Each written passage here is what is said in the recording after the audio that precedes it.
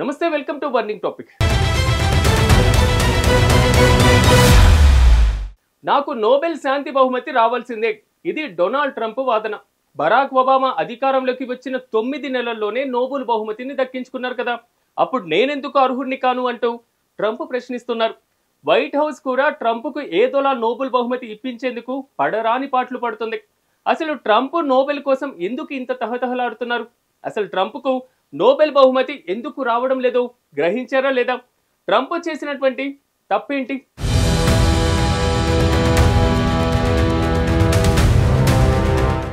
రెండు 2009లో Barack Obama అధికారంలోకి వచ్చిన 9 నెలల్లోనే నోబెల్ శాంతి బహుమతి అందుకున్నారు. మరి నాకెందుకు రాదు? నేనేం తప్పు చేశాను? ఇది ట్రంప్కు పెద్ద మనోవేదనగా మారింది. ఒబామాకు అంత తొందరగా ఇచ్చారు, తన ప్రయత్నాలు ఏం తక్కువ ఉన్నాయి అంటూ ట్రంప్ పదే పదే ప్రశ్నిస్తున్నారని తెలుస్తోంది. ఇజ్రాయెల్, ఇరాన్, ఇండియా, పాకిస్తాన్ వంటి దేశాల మధ్య శాంతి ఒప్పందాలకు తానే దౌత్యం చేశానని, అందుకు నోబెల్ బహుమతి తనకు రావాలని ట్రంప్ ప్రచారం చేస్తున్నారు. వైట్ హౌస్ కూడా ఈ విషయంలో ఆయనకు బలమైన మద్దతు ఇస్తుంది. కానీ ట్రంప్ చేసిన తప్పుల కారణంగానే నోబెల్ బహుమతి ఇవ్వలేదని చెబుతున్నారు.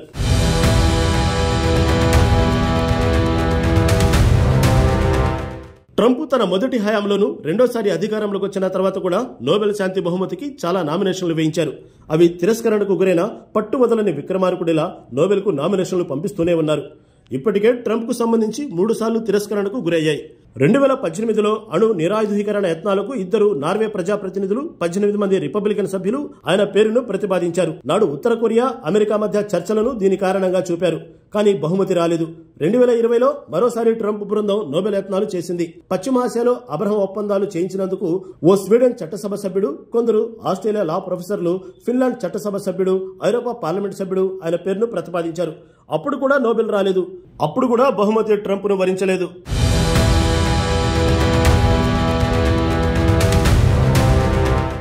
ఇక ఈ ఏడాది ట్రంప్ ఇప్పటి వరకు కనీసం 4 నోబెల్ నామినేషన్లు సాధించారు. ఆయన పేరును ప్రతిపాదించిన వారిలో ఇజ్రాయెల్ ప్రధాని Netanyahu, Pak army chief Asim Munir వంటి వారు ఉన్నారు. ఈసారి దానిని ఆయన మరింత సీరియస్ గా తీసుకున్నారు.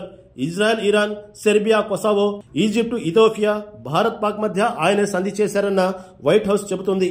నిజానికి ఎన్నికల ప్రచారంలో ఉక్రెయిన్ రష్యా యుద్ధాన్ని అధికారం చేపట్టిన 24 గంటలు ఆపుతానని ట్రంప్ హామీ ఇచ్చారు. పుతిన్ అమెరికాకు లెక్క చేయకపోవడంతో చూస్తుండగానే 24 వారాలు కూడా గడిచిపోయాయి. ఈ క్రమంలో రష్యాను నయానో భయానో లొంగదీసుకుని యుద్ధాన్ని ఆపేందుకు ట్రంప్ ప్రయత్నాలు చేస్తున్నారు.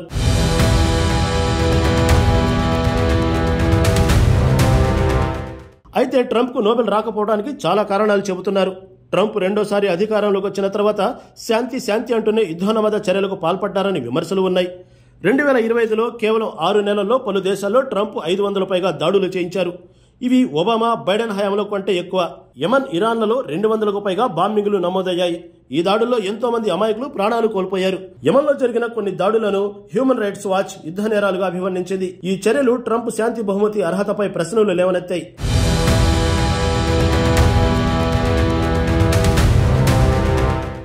అధికారంలోకి రావడంతోనే ట్రంప్ యుఎస్ ఎయిడ్ ఫుడ్ సహాయ కార్యక్రమాన్ని తాత్కాలికంగా నిలిపివేశారు. ఈ నిర్ణయం వల్ల సుడాను, గాజా, కాంగో వంటి ప్రాంతాల్లో సుమారు 20 లక్షల మంది పౌష్టికాహారం కోల్పోయారు. దక్షిణ సుడాన్లో ఈ నిర్ణయం శతాబ్దంలోనే అతిపెద్ద ఆకలి సమస్యకు దారితీసిందని నివేదికలు చెబుతున్నాయి. పేద దేశాల్లో అన్నార్థులకు ఆహారం అందించే నిధులకు భారీగా కత్తెరేశారు. దీంతో 2030 నాటికి సుమారు 1.4 కోట్ల మంది ప్రజలు ప్రాణాలు కోల్పోయే ముప్పు పొంచి ఉందని అంచనా వేస్తున్నారు. వీటికి ట్రంప్నే కారణంగా భావించాలి.